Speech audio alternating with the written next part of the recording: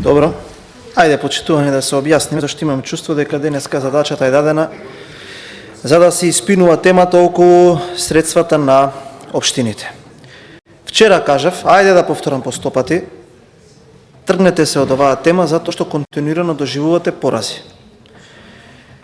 Прво, ако викате дека тие средства се за неспособните градоначалници на ВМРО ДПМН, зашто Томе Христовски од Крушево поднел проект за да земе од овие 100 милиони евра? Зашто Горан Герасимовски? Зашто Драган Атанасов? Зашто Костадин Костадинов? Па добро, ај вас ве почитувам лично, ова не е кон вас, како СДСМ се обраќам. Имате ли бе малку елементарен срам, луѓе, за ова што го зборувате? Дали има некој таму да ви каже што зборувате бе луѓе и зошто зборувате вакви глупости?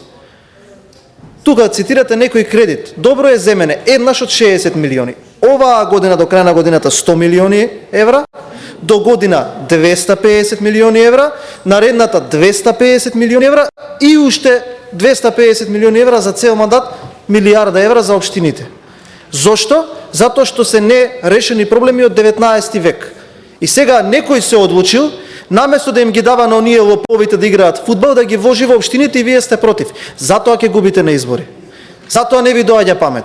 Затоа сега имаме 44 општини, ќе имаме над 60 општини на наредните избори. Затоа што не ви доаѓа памет.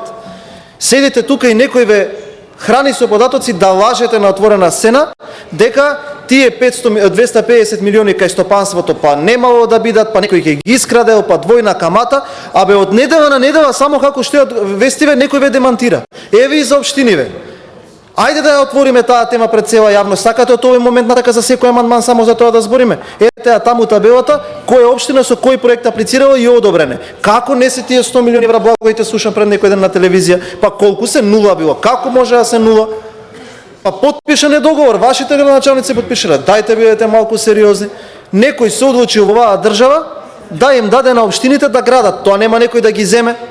Доаѓаат со проектот се одобрува, дали било зависно од карактерот на проектот, министерството подпишува договор, изведувачот на терен нека гради, ќе му се плаќа по време на ситуација, па барем вие двајца ги разбирате работите. Ај некој друг да каже, па може да го разберам, не разбирам. Ако некој знае подобро од сите 120, тогаш сте вие двајца. Немојте вакви работи. Не заради мене, не заради ВМРО ДПМН, луѓето што не слушаат се запрашуваат зошто баш вие мора да го кажувате тоа во јавност. На крајот еденот па и за вашето лично реноме ми. Ај за ова ќе се припекуваме политика, ама немојте за вакви проекти. Мислам, стварно нема смисла. И од озгора на тоа, вие двајца најмногу знаете дека сите други проекти остануваат во ставките на министерствата, ова се дополнителни проекти. Зошто сме одлучиле на ваква намена? Заради тоа што во партија сме одлучиле дека тоа ќе го понудиме на граѓаните и дека како економска политика ќе биде да бустираме капитални инвестиции на терен. Фала.